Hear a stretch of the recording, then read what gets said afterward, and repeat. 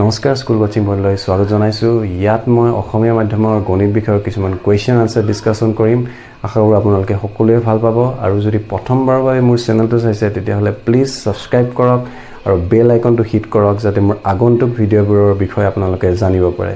ধন্যবাদ। নমস্কাৰ school coaching পইণ্টলৈ স্বাগত জনাইছোঁ। এই ভিডিঅ'টোত মই ক্লাছ 10ৰ এডভান্স মেথছৰ এটা টপিক লৈছোঁ, লগাৰিথম। এইটো একচুৱেলি এটা ৰিকুৱেষ্টেড ভিডিঅ' হয়। মোৰ ভিডিঅ'টো বনাওঁতে অকণমান দেৰি হ'ল, একচুৱেলি মোৰ কিতাপখন নাছিল। চ' ইংৰাজী মাধ্যমৰ যিখন কিতাপ সেই কিতাপখনেই আছিল। মই তাৰ পৰা অকণমান অনুবাদ কৰি আজি বুজাবলৈ অকণমান চেষ্টা কৰিম। চ' প্ৰথমতে আমি ডেফিনেশ্যনটো লৈ যাওঁ। লগাৰিথম মানেনো কি তাৰ প্ৰথমতে আমি কনচেপ্টটো বুজি লওঁ। চ' যদি a to the power n equals to m, য'ত a, n আৰু m স্বাভাৱিক সংখ্যা আৰু কণ্ডিশ্যনটো কি হ'ব লাগিব, a টো শূন্যতকৈ ডাঙৰ হ'ব লাগিব আৰু a টো 1ৰ সমান হ'ব নোৱাৰে। চ' এইটো কণ্ডিশ্যন মানি চলিব লাগিব। চ' a to the power n equals to m, য'ত n, m, m এইকেইটা হ'ল স্বাভাৱিক সংখ্যা, a শূন্যতকৈ ডাঙৰ আৰু a not equals to 1, তেতিয়াহ'লে আমি এই nটোক সূচক বুলি কয়। একচুৱেলি সূচক আৰু ইংলিছত কয় এইটো ইণ্ডেক্স। এই সূচক nটোক আমি লিখিব পাৰোঁ n equals to log m base a, log m base a। চ' এইটো হ'ল ডেফিনেশ্যন অফ লগাৰিথম। চ' লগাৰিথম আমি কেনেকৈ ডিফাইন কৰিব পাৰোঁ, এই ষ্টেটমেণ্টটোৰ জৰিয়তে আমি ইয়াক এনেকৈ ডিফাইন কৰিব পাৰোঁ। লগ বস্তুটোনো কি হয়, আমি এতিয়া এক্সাম্পল লওঁ। 2 to the power 3 equals to 8, আমি জানো 2 to the power 3। চ' 2ৰ পাৱাৰ ইয়াতে মই 3 লৈছোঁ, এইটো সূচক। চ' পাৱাৰটো যেতিয়া মই 3 লৈছোঁ, 2 to the power 3 equals to 8 আমি জানো। যদি আমি ইয়াতে লগ লওঁ তেতিয়াহ'লে আমি কি পাম, 3 equals to log 8 base 2। ঠিক তেনেকৈ 4 square equals to আমি জানো 16। চ' ইয়াৰ পৰা আমি লিখিব পাৰোঁ 2 equals to log 16 base 4। চ' ইয়াতে যে এইবোৰ লিখিছোঁ 2, 4 এইবোৰক কি বুলি কয়, বেছ বুলি কয়, বেছ। এইবোৰক কয় বেছ। চ' বেছ সাধাৰণতে দুই প্ৰকাৰৰ থাকে, এটা হ'ল বেছ ই আৰু এটা হ'ল বেছ 10। চ' এইটো বস্তু তোমালোকে জানিব লাগিব। বেছ ই, যেতিয়া বেছ ই হয় তেতিয়াহ'লে সেইটোক কয় নেচাৰেল লগাৰিথম। সেইটোক কয় নেচাৰেল লগাৰিথম। নেচাৰেল লগাৰিথম যেতিয়া বেছ ই হয়। আৰু যেতিয়া বেছ 10 হয় সেইটোক কয় কমন লগাৰিথম। কমন লগাৰিথম।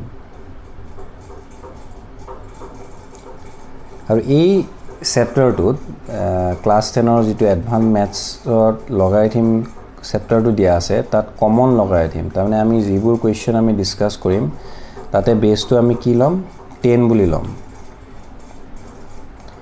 এতিয়া আমি নেক্সট টপিকটোলৈ যাওঁ। তাত আমি এটা ইম্পৰ্টেণ্ট ৰিজাল্ট, এটা খুব প্ৰয়োজনীয় ৰিজাল্ট আমি এটা ডিছকাশ্যন কৰিম। ইয়াতে প্ৰথম ৰিজাল্টটো হ'ল, যদি n এটা অখণ্ড সংখ্যা আৰু x equals to 10 to the power n, x equals to 10 to the power n, পাৱাৰটো ইয়াতে কিমান আছে, n আছে, তেতিয়াহ'লে আমি লিখিব পাৰোঁ n equals to log x base 10। চ' ইয়াৰ অৰ্থটো কি, যদি আমি n এটা অখণ্ড সংখ্যা লওঁ আৰু যিকোনো এটা নাম্বাৰ আমি যদি এই ফৰ্মেটত লিখিব পাৰোঁ, x equals to 10 to the power n, যিকোনো এটা নাম্বাৰ, ইয়াতে x এটা আমি যিকোনো নাম্বাৰ লৈছোঁ স্বাভাৱিক সংখ্যা, xটো আমি কি ফৰ্মত লিখিছোঁ, 10 to the power n, তেতিয়াহ'লে তাৰ লগ, আমি যদি লগ লওঁ, এই নাম্বাৰটো যদি আমি লগাৰিথমিক ভেলু চাওঁ তেতিয়াহ'লে আমি কি পাম, n equals to log x base 10। তাৰমানে এই নাম্বাৰটোৰ, যিটো আমি x নাম্বাৰটো লৈছোঁ স্বাভাৱিক সংখ্যা, সেই নাম্বাৰটোৰ লগাৰিথমিক ভেলুটো সদায় কি হ'ব, এটা অখণ্ড সংখ্যা হ'ব, যদিহে আমি নাম্বাৰটো 10 to the power n এই ফৰ্মেটত লিখিব পাৰোঁ। আমি এতিয়া কিছুমান উদাহৰণ আমি লম আমি জানো 10 to the power 0 10 to the power 0 ৰ ভ্যালু কিমান হয় 1 যেতিয়া পাৱাৰ টু 0 হয় তাৰ ভ্যালুটো সদায় 1 হয় সো আমি উল্টাকে লিখিব পাৰো 1 equals to 10 to the power 0 so ইতে ইয়াতে যদি আমি in terms of log আমি যদি লগত লিখো তেতিয়া হলে কি হ'ব আমি ডেফিনেশন যেটো আমি ডেফিনেশন অকমান আগত ডিসকাশন কৰিলো সেই ডেফিনেশন মতে আমি যদি ইয়াত log ব্যৱহাৰ কৰো তেতিয়া কি হ'ব 0 equals to log 1 base 10 0 equals to log 1 base 10 তাৰ মানে আমি ইয়াতে নাম্বাৰটো লৈছিলো 1 আমি নাম্বাৰটো লৈছিলো 1 আৰু 1 টো আমি কেনেকৈ লিখিব পাৰো 10 to the power 0 আমি এই ফৰম্যাটত লিখিব পাৰিছো ইয়াতে আমি 1 টো আমি কোনটো ফৰম্যাটত লিখিছো x equals to 10 to the power n এই ফৰম্যাটত লিখিছো ইয়াতে x মানে 1 ঠিক আছে সো ইয়াতে x মানে হল 1 আৰু এই 1 টো আমি কি ফৰম্যাটত লিখিছো 10 to the power 0 তাৰ মানে 10 to the power n ফৰম্যাটত লিখিছো আৰু এই নাম্বাৰটোৰ যেতিয়া আমি লগাৰিথমিক ভ্যালু উলাও তেতিয়া হলে আমি কি পাইছো শূন্য পাইছো 0 equals to log 1 base 10 তাৰ মানে লগাৰিথমিক ভ্যালুটো আমি 0 পাইছো আৰু 0 এটা কি হয় 0 এটা অখণ্ড সংখ্যা ইংৰাজীত কয় ইয়াক ইন্টিজাৰ্স 0 এটা কি ইন্টিজাৰ্স এটা অখণ্ড সংখ্যা ঠিক তেনেদৰে আমি আৰু এটা एग्जांपल লও 10 to the power 1 equals to 10 আমি জানো তাৰ মানে ইয়াতে আমি সংখ্যাটো লৈছো 10 equals to 10 to the power 1 উল্টাকে লিখিলে আমি এনেকৈ লিখিব পাৰো সো ইয়াতে আমি সংখ্যাটো লৈছো 10 আকৌ এই সংখ্যাটো আমি কোনটো ফৰম্যাটত লৈছো 10 to the power n so ইয়াতে n ৰ ভ্যালু হল 1 আৰু সংখ্যাটো কি লৈছো 10 লৈছো তো ইয়াতে যদি আমি লগ লও তেতিয়া হলে আমি কি দেখিম আমি যদি লগ লও আমি ডেফিনেশন মতে 1 equals to log 10 base 10 তো ইয়াতো আমি দেখিবলৈ পাইছো যেতিয়া আমি নাম্বাৰটো 10 to the power n ফৰম্যাটত লও সো ইয়াতে আমি নাম্বাৰটো লৈছো 10 equals to 10 to the power 1 so 10 to the power 1 মানে এই ফৰম্যাটটোত আছে তেতিয়া হলে আমি দেখিবলৈ পাইছো তাৰ লগাৰিথমিক ভ্যালুটো কিমান হ'ব 1 হ'ব আৰু 1 এটা কি এটা অখণ্ড সংখ্যা আৰু আমি এটা एग्जांपल লৈ চাও কি হয় 10 to the power ধৰি ললো 3 10 to the power 3 মানে আমি কিমান জানো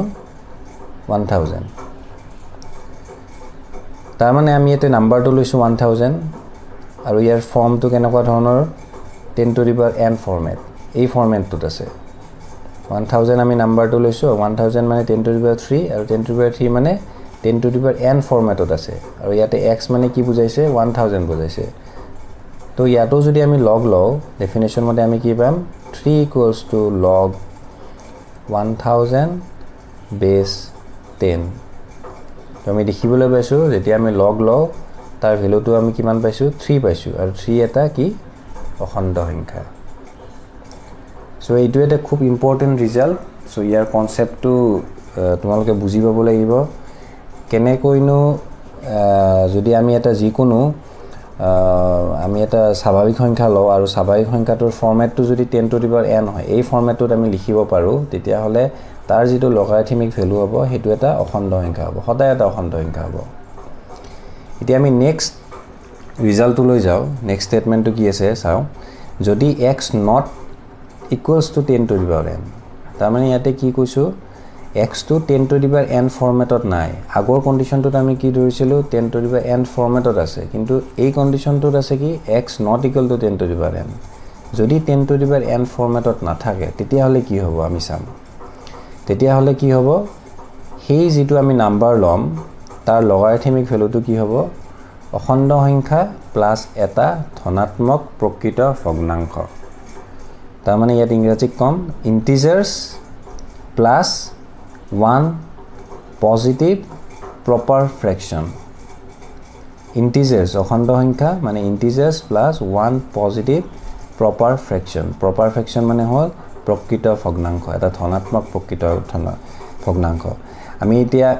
এটো যেটো স্টেটমেন্ট মই লিখিছো ইয়াতে আমি एग्जांपल লৈ কিছুমান উদাহৰণ লৈ আমি ডিসকাশন কৰিম সো চ' ইয়াতে x not equals to 10 to the power n বুলি লৈছে তাৰমানে আমি যিবোৰ নাম্বাৰ ল'ম সেই নাম্বাৰবোৰ 10 টু দি পাৱাৰ n এই ফৰ্মেটত থাকিব নোৱাৰে চ' আমি ইয়াতে ইয়াৰ আগৰ যিটো আমি ষ্টেটমেণ্ট লৈছিলোঁ তাত প্ৰথম নাম্বাৰটো লৈছিলোঁ 10 to the power 0 10 to the power 0 তাৰমানে আমি ধৰি ল'লোঁ এক্সৰ যিটো মান যিটো নাম্বাৰ আমি ল'ম সেইটো 10 টু দি পাৱাৰ 0 এইটোতকৈ ডাঙৰ হ'ব আৰু 10 টু দি পাৱাৰ 1 এইটোতকৈ সৰু হ'ব কাৰণ আমি x equals to 10 to the power n এই ফৰ্মেটটোত ল'ব নোৱাৰোঁ যদি ল'ব নোৱাৰোঁ তেতিয়াহ'লে আমি এক্সৰ ভেলুটো আমি কি তাৰমানে 10 টু দি পাৱাৰ 1 আৰু 10 টু দি পাৱাৰ 0 তাৰ মাজত থকা বুলি আমি প্ৰথমতে ধৰি ল'লোঁ চ' 10 টু দি পাৱাৰ 0 মানে আমি জানো 1 আৰু 10 টু দি পাৱাৰ 1 মানে হ'ল 10 ইয়াতে যদি আমি লগ লওঁ তেতিয়াহ'লে আমি কি দেখিম log of 1 log of x log of 10 so log of 1 ৰ ভেলু আমি জানো log 1 base 10 তাৰ ভেলু হদাই কি 0 log x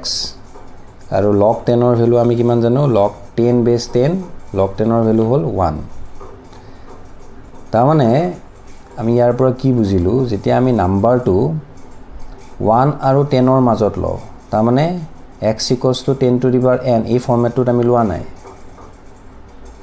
নাম্বাৰটো আমি কি কৰিছোঁ প্ৰথমতে 1 আৰু 10 ৰ মাজত লৈছোঁ চ' 1 টো কেনেকৈ আহিল 10 টু দি পাৱাৰ 0 আৰু 10 মানে হ'ল 10 টু দি পাৱাৰ 1 চ' এই 10 টু দি পাৱাৰ 1 টো 10 টু দি পাৱাৰ n ফৰ্মেটত আছে 10 টু দি পাৱাৰ 0 টো 10 টু দি পাৱাৰ n ফৰ্মেটত আছে যিহেতু নাম্বাৰটো 10 টু দি পাৱাৰ n ফৰ্মেটত থাকিব নোৱাৰে তাৰ অৰ্থটো হ'ল কি 10 টু দি পাৱাৰ 0 আৰু 10 টু দি পাৱাৰ 1 ৰ মাজত আছে বুলি আমি ধৰি ল'লোঁ তেতিয়াহ'লে আমি কি দেখিবলৈ পাইছোঁ তাৰ লগাৰিথমিক ভেলুটো 0 আৰু 1 ৰ মাজত থাকে তাৰমানে আমি ইয়াৰ পৰা আমি ক'ব পাৰোঁ log of x base 10 equals to 0 আৰু 1 ৰ মাজত থাকে so' 0 less than x less than 1 ইয়াৰ অৰ্থটো হ'ল কি log x ৰ ভেলুটো শূন্যতকৈ ডাঙৰ কিন্তু 1তকৈ কম শূন্যতকৈ ডাঙৰ বা 1তকৈ কম আমি এটা যদি উদাহৰণ লওঁ তেতিয়াহ'লে আমি ল'ব পাৰোঁ 0.5 টো কি শূন্যতকৈ ডাঙৰ কিন্তু 1তকৈ কম কিন্তু 0.5 টো আমি কেনেকৈ লিখিব পাৰোঁ 0 প্লাছ 0.5 0 প্লাছ 0.5 আৰু ইয়াতে 0 টো কি হয় এটা ইণ্টিজাৰ অখণ্ড সংখ্যা আৰু 0.5 মানে হ'ল ধনাত্মক প্ৰকৃত ভগ্নাংশ কাৰণ 0.5 টো আমি লিখিব পাৰোঁ 0.5 মানে হ'ল 5/10 ঠিক আছে চ' 0.5 চ' ইয়াতে 0 টো কি এটা অখণ্ড সংখ্যা আৰু 0.5 টো কি প্ৰকৃত ভগ্নাংশ ধনাত্মক প্ৰকৃত ভগ্নাংশ তাৰমানে 5/10 চ' ইয়াৰ অৰ্থটো কি log x base 10 চ' তাৰ যিটো ভেলু হ'ব সেই ভেলুটো তাৰ ৰিজাল্টটো কি হ'ব এটা অখণ্ড সংখ্যা তাৰ লগতে আমি কি পাম প্লাছ এটা ধনাত্মক প্ৰকৃত ভগ্নাংশ চ' এই কণ্ডিশ্যনটোত আমি পাইছোঁ log x ৰ ভেলু কি শূন্যতকৈ ডাঙৰ কিন্তু 1তকৈ সৰু তাৰমানে log x ৰ ভেলু শূন্যতকৈ ডাঙৰ বা 1তকৈ সৰু মই অকণমান আগত বুজালোঁ 0.5 মই আকৌ আৰু এটা এক্সাম্পল দিছোঁ আমি ধৰি ল'লোঁ 0.7 শূন্যতকৈ ডাঙৰ 1তকৈ সৰু চ' 0.7 টো আমি কি লিখিব পাৰোঁ 0 প্লাছ 0.7 চ' 0 প্লাছ 7.7 মানে 7/10 ইয়াতে শূন্যটো হ'ল কি এটা অখণ্ড সংখ্যা আৰু 7/10 মানে হ'ল এটা ধনাত্মক প্ৰকৃত ভগ্নাংশ তাৰমানে আমি কি পালোঁ যদি সেই x টো আমি 10 টু দি পাৱাৰ n ফৰ্মেটত লিখিব নোৱাৰোঁ তেনেকুৱা নাম্বাৰবোৰৰ লগাৰিথমিক ভেলুটো এটা কি হয় এটা অখণ্ড সংখ্যা হয় প্লাছ এটা ধনাত্মক প্ৰকৃত ভগ্নাংশ হয় চ' আজিলৈ ইমানেই